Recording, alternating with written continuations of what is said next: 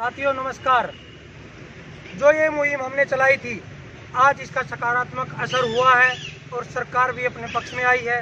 तो मैं सभी साथियों से अपील करता हूँ, कल यहाँ पे हमारे आर्ट एंड क्राफ्ट परिवार से एक भी बंदा घर ना रहे, सभी साथी यहाँ पे पहुँचे।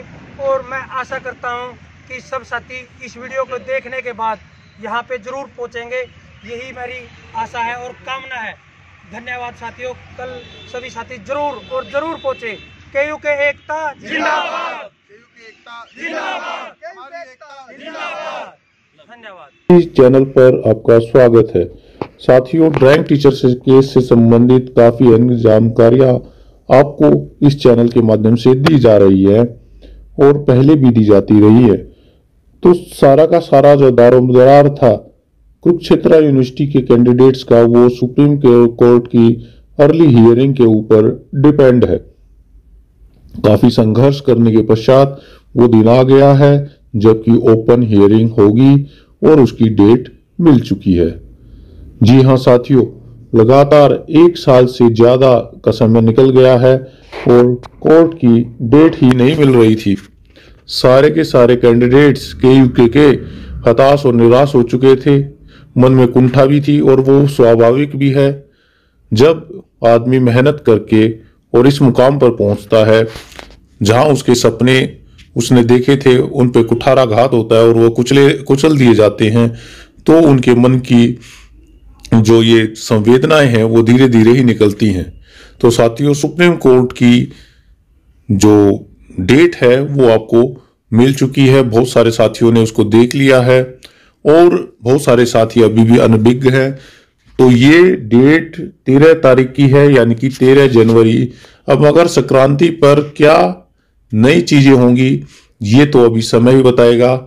क्या केस उस दिन हो पाएगा, डेट जो समय है क्या वो मिल पाएगा, आदि आदि कई इसमें अभी भी चांसेस हो सकते हैं। लेकिन फिर भी संगठन की ताकत का सभी को अंदाजा लग चुका होगा। अभी भी यमुनानगर में बहुत सारे साथी बैठे हुए हैं और वो इंतजार कर रहे हैं कि उनके जो दूसरे साथी अभी भी नहीं पहुंच पाए वो भी उनके पास पहुंचे, और वो अपील करते जा रहे हैं कि आप हमारे पास आइए और इस केस पे अब जी जान लगा दीजिए। एक तरफ वकील लड़ेंगे, दूसरी तरफ कैंडिडेट लड़ेंगे। हाँ साथियों, आप कम से कम कोर्ट में केस जाकर के नहीं लड़ सकते तो ग्राउंड में जाकर के आप ये कार्य अवश्य कर सकते हैं। और यमुनानगर की धरती आप सभी को पुकार रही है कि कर दीजिए ऐसा प्रेशर कि कंवरपाल गुर्जर जी भी देखे कि हाँ इनकी एकता ही काफी अहम है, तो ज्यादा से ज्यादा वहां पहुंचे। और अब मैं डेट की बात कर लेता हूं कि इसमें जो डेट है वो आप देखिए यहाँ पे कृष्णा मुरारी जी की है, ये आप मिसलेनियस हियरिंग के बारे में। और अब इनके साथ जो है बेला एम द्विवेदी जी यहाँ पर है। डेट है 13/1/23, कोर्ट नंबर है 13। तो आगे हम देख लेते हैं कि कहाँ पर ये केसेज हैं। तो 47 नंबर पर ये केसेज यहाँ पर डले हुए हैं। आप देखिए 47 पर हम आ जाते हैं तो यहाँ पर आप देखिए 47। अब आगे और देखते हैं भी 47।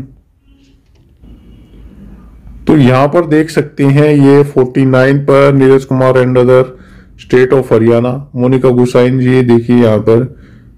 और ये नंबर आप देख सकते हैं, ये ओपन कोर्ट में ही इसकी हियरिंग होगी और काफी एप्लीकेशंस इसमें लगे हुए हैं। इन सभी को आप देख लीजिए, अर्ली हियरिंग के लिए भी है। और कुछ नाम आपको याद भी होंगे, कुछ नाम आपके अननोन भी होंगे, लेकिन ये सारे केसेस उसी से संबंधित हैं और स्टेट ऑफ हरियाणा। लेकिन इस नाम को तो सभी पहचानते हैं, सचिन गर्ग एंड अदर्स, ये उसी के लिए लगा हुआ है। तो ये इस तरह से आप जान पाए होंगे कि ये डेट अब मिल चुकी है और सभी संगठित हैं, सभी पैसे भी इकट्ठे कर रहे हैं और अपने आप को भी पहुंचा रहे हैं यमुनानगर की धरती पर। अब ये आर या पार की लड़ाई है यहाँ पर। अगर यहाँ पर 13 को दमदार तरीके से कोर्ट के अंदर बढ़िया रिप्रेजेंटेशन हो जाती है तो ये केस आगे चला जाएगा, नहीं तो हो सकता है उसी दिन भी जो कृष्णा मुरारी जी हैं कुछ अपनी स्टेटमेंट इसमें दे दें। लेकिन बाहर भी आपका प्रेशर रहना चाहिए, जितना प्रेशर वकील साहिबान करेंगे जज के ऊपर उतना ही आपका प्रेशर होगा गवर्नमेंट के ऊपर। और ये आपकी छोटी छोटी कोशिशें ही सफलता की सीढ़ी बनेगी और जल्द से जल्द आपको बिल्कुल अच्छी खबर यहाँ पे मिलेगी। तो विपक्षी भी पूरी जोर शोर से लगे हुए हैं कि किस तरह से नेस्तानुभूत किया जाए और आप भी अपनी तरफ से पूरी कोई कसर ना उठाए, ताकि भविष्य में आपके मन में ये दुविधा ना रहे कि हम काश ऐसा करते तो काश ऐसा होता, अगर हम वहां जाते तो कुछ हो जाता, अगर हम कोर्ट की अच्छी पैरवी कर लेते तो कुछ हो जाता।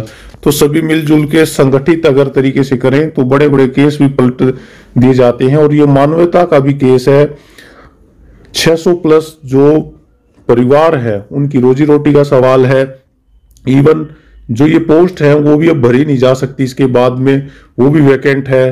तो यहाँ पर उन हजारों बच्चों का भी सवाल है जिनको कि ये टीचर पढ़ाएंगे, कला अध्यापकों का बच्चे बेसब्री से इंतजार करते हैं और बिल्कुल हंसी मजाक में उनका पूरा का पूरा अच्छी लर्निंग के साथ।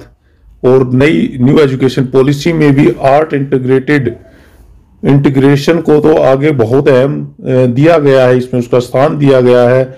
इसको तो सभी सब्जेक्ट्स के लिए एक सेतु का काम करता है। कला जो है, आर्ट जो है, वो सभी सब्जेक्ट्स में एक ब्रिज का काम करता है और सभी को बांध करके उनको शिक्षा प्रदान करता है। तो ये सारी चीजें, बहुत सारे पॉइंट्स प्रदान किए जाएंगे आपके वकीलों के माध्यम से और इस तरह की दलीलें भी दी जाएंगी कि ये जो हमारे जो केसेस हैं उनको खत्म किया जाए। और सरकार भी इसमें जो पॉजिटिव अगर रहेगी तो इसका जो केस है उसको कोई नहीं रोक सकता। यूनिवर्सिटी ने लिखा हुआ है, अब एक दो लेटर जो वापिस करने की बात कही जा रही है कि डीएससी ने जो 2006 का जो लेटर दिया था उसको वापिस किया जाए। तो सरकार अगर उसको कह दे कि नहीं हम तो इसको एलिजिबल मानते हैं तो सारी बात ही खत्म है। और यही प्रेशर बनाने की बात है कि उसका क्या रुख होता है वहां पर, क्या वो समय लेते हैं। हालांकि एक एफिडेविट अभी जमा कराया गया है लेकिन उसके बारे में नहीं पता कि वो किस तरह की उसमें बातें लिखी हैं, क्या उसमें डिटेल्स दी गई हैं। कई बार कह देते हैं कि इन्हीं वजह से ये अर्ली हियरिंग मिली है। लेकिन जो अब्दुल नजीर जी थे और कृष्णा मुरारी जी थे, इन दोनों को मिलाकर के एक डेट मिलाना बड़ा ही मुश्किल साबित हो रहा था। और जो अब्दुल नजीर जी के पास काफी बड़े बड़े केसेस भी थे, जो कि जैसे आरबीआई का केसेस था, डिमोनेटाइजेशन का जो केस था वो था, तो उनके ऊपर उनका प्रेशर ज्यादा था और इतने छोटे केसेस पे वो ज्यादा ध्यान नहीं दे रहे थे। तो इस वजह से जो डेट है दोनों को इकट्ठी मिलाकर के डेट मिलनी काफी मुश्किल थी। अब वो चले गए तो अब इनके साथ कृष्णा मुरारी जी के साथ कोई भी दूसरा हो सकता है। तो यहाँ पर आप सभी के लिए एक अच्छी बात है कि ये डेट मिली है और भगवान का सभी शुक्रिया अदा करें। और कमेंट्स जरूर सेक्शन में लिखें कि आपकी क्या इसमें प्रतिक्रिया है। भगवान कुछ न कुछ इसमें जरूर पॉजिटिव आप सभी के लिए करेगा। ऐसी शुभकामनाओं के साथ